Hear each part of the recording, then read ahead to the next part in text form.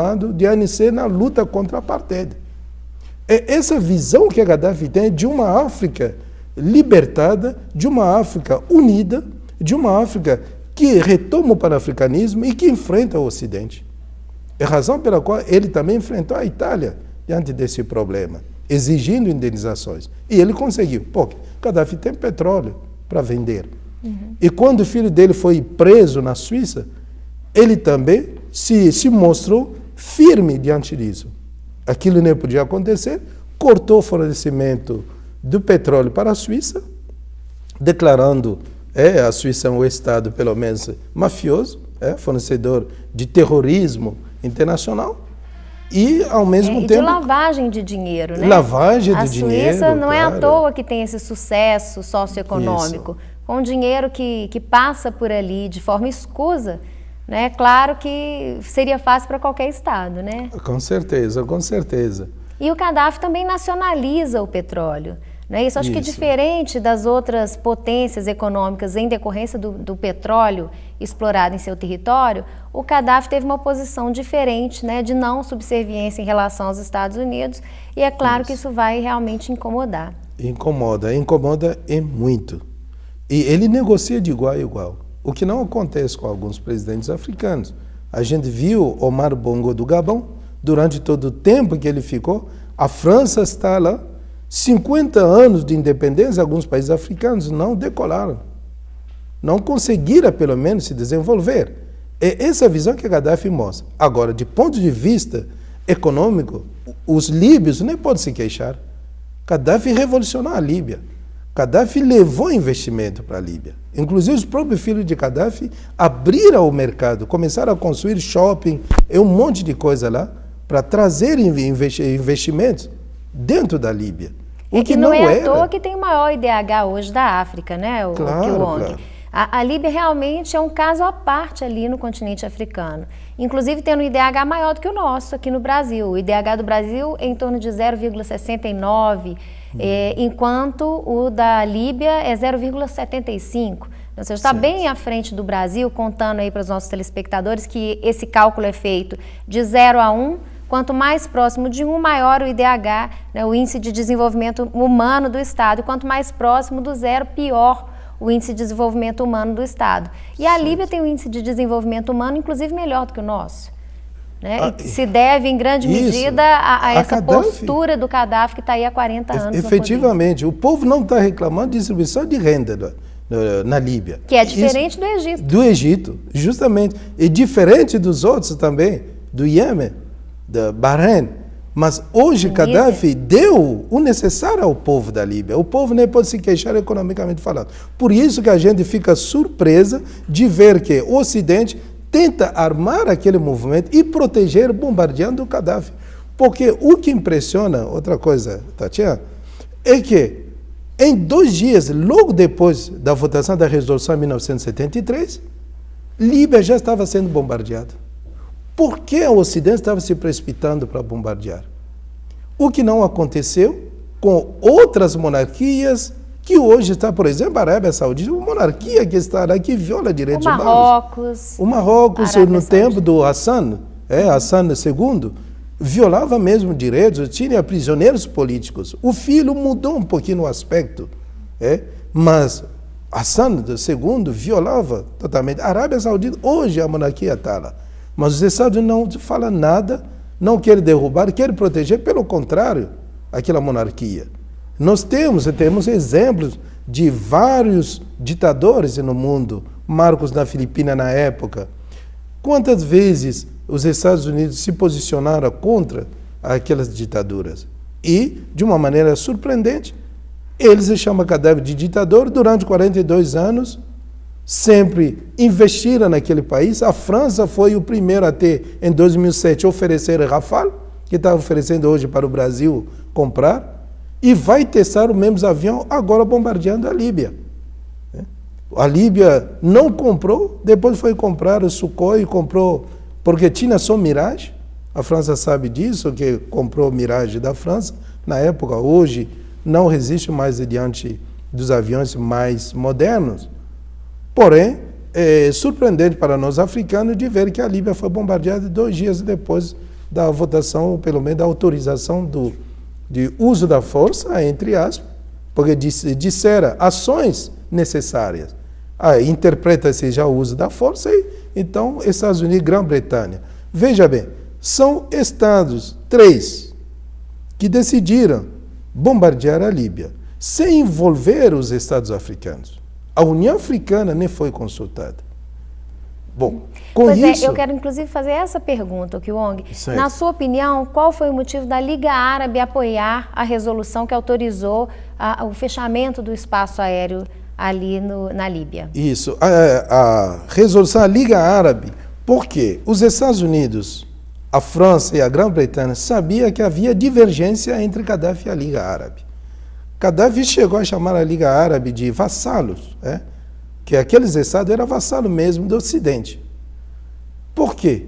Sempre corresponderam àquilo que o Ocidente pedia para eles. Então, Gaddafi não gostava da postura, do posicionamento da Liga Árabe. Com isso, achava que era manipulada pelo Ocidente, efetivamente.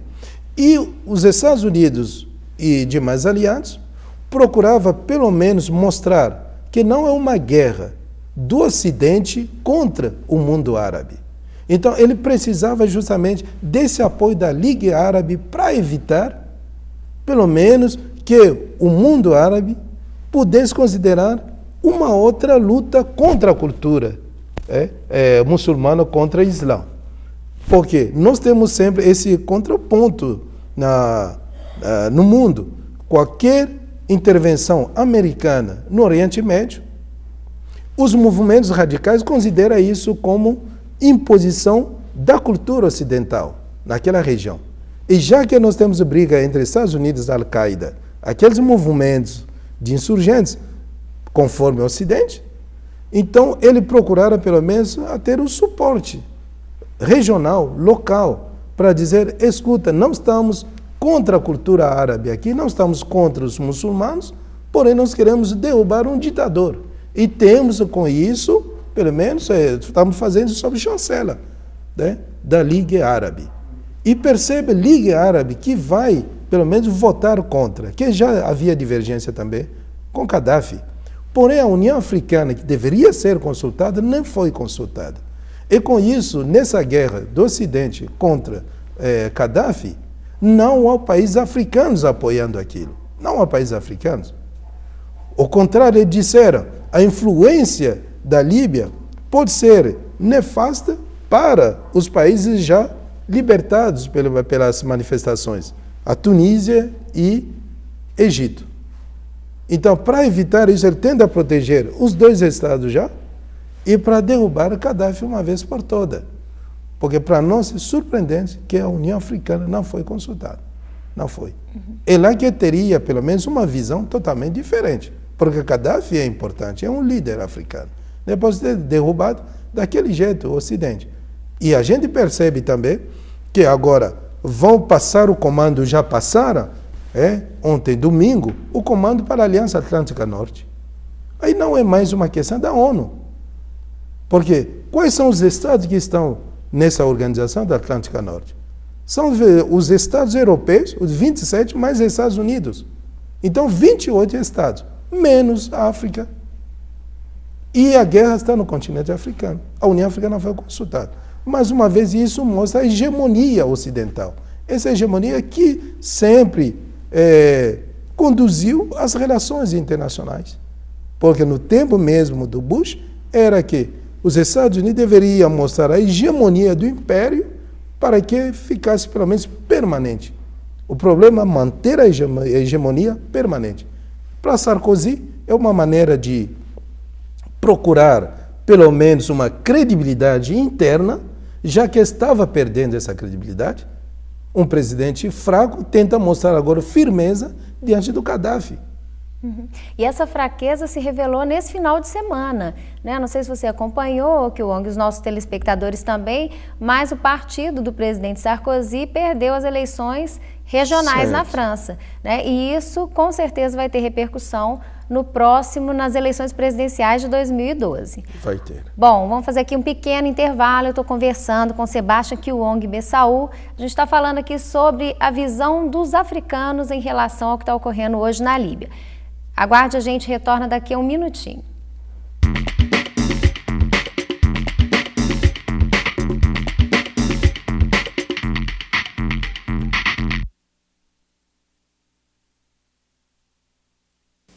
Sempre que a senhora me vê na televisão, a senhora logo pensa: opa, tem produto de limpeza novo chegando. E tem. Só que este é um produto que vai deixar o seu filho de cara limpa e que vai acabar com toda a sujeira que as drogas estão querendo fazer com ele. E é tão fácil de usar. Quer ver? Toda vez que aparecer alguém oferecendo drogas, a senhora pede pro seu filho usar as mãos e fazer assim para as drogas.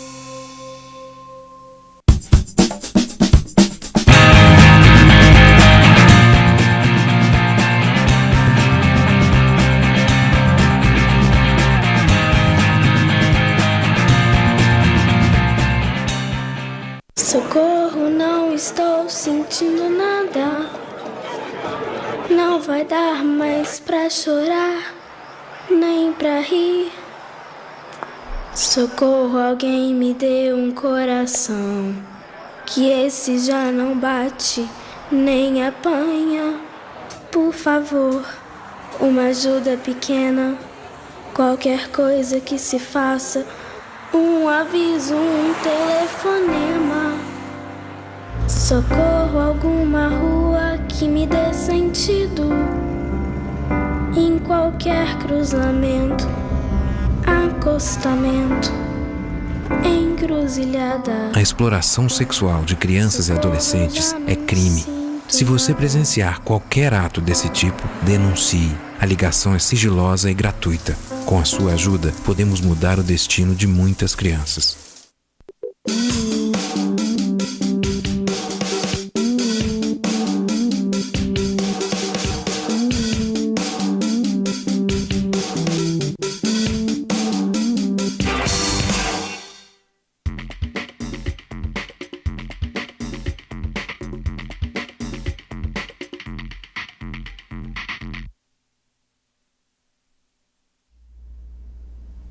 Estamos de volta com o Contraponto e nesta semana com um formato diferente. Com a ausência aqui do nosso comentarista, o professor José Luiz Quadros de Magalhães, fizemos uma entrevista hoje com Sebastian Kiwong Bessaú, que é professor aqui em Belo Horizonte, professor de Direito Internacional. O Kiwong é também formado, ele é graduado em Filosofia, graduado em Teologia no Zaire, graduado em Direito no Brasil e hoje é mestre e doutor em Direito também, colunista do site Dom Total, colunista semanal, onde faz sempre uma análise também nessa linha do contraponto, não é, Kiwong? Isso. E a gente está retomando aqui a nossa discussão sobre a ação do Ocidente na Líbia e a gente falava aqui da União Africana não ter sido consultada. Agora eu queria, Kiwong, que você inclusive falasse para a gente sobre o protagonismo do Gaddafi na construção desse modelo de União Africana nos moldes da União Europeia. Não é porque antes da União Africana, a África estava ali organizada como Organização da Unidade Africana, exatamente, certo. a OUA. OUA, exatamente. E aí, como que o Gaddafi contribuiu, o Kiwong, para essa mudança de formatação ali na União Africana? E a gente pode ver, para Gaddafi, a Organização da Unidade Africana tinha conotações mesmo colonialistas, eu diria, porque foi criada no auge que os Estados africanos se tornavam independentes. Nos anos 60, 63 foi criada a Organização da Unidade Africana. Mas qual foi o foco da criação? Primeira coisa, respeitar as fronteiras adquiridas no tempo da colonização. O que nós chamamos em direito internacional, a intangibilidade das fronteiras. Para evitar a não intervenção, para evitar mais brigas fronteiriças devido às delimitações territoriais. Então, deveria, pelo menos, proteger aquele território que os Estados africanos herdaram da colonização. Isso foi já o primeiro grande foco dentro dos princípios da Organização da Unidade Africana. E depois, ao longo do tempo, percebeu-se que aquela organização não correspondia às situações atuais, aos problemas vigentes, e, diante da globalização, deveria reformular, pelo menos se falava em refundação da Organização da Unidade Africana, para poder, pelo menos, atender às aspirações atuais. E, com isso, o Gaddafi foi fundamental para dizer: não vamos criar, nos moldes da União Africana, nos moldes da União Europeia, a União Africana, tendo comissão, tendo conselho, e focar mais a questão de desenvolvimento econômico, a questão de cooperação entre os Estados africanos. E onde isso vai nascer, justamente? Ele convida os presidentes africanos para Sirte, a cidade natal dele. Então, lá vai ressurgir a União Africana, pelo menos sepultando de vez a Organização da Unidade Africana.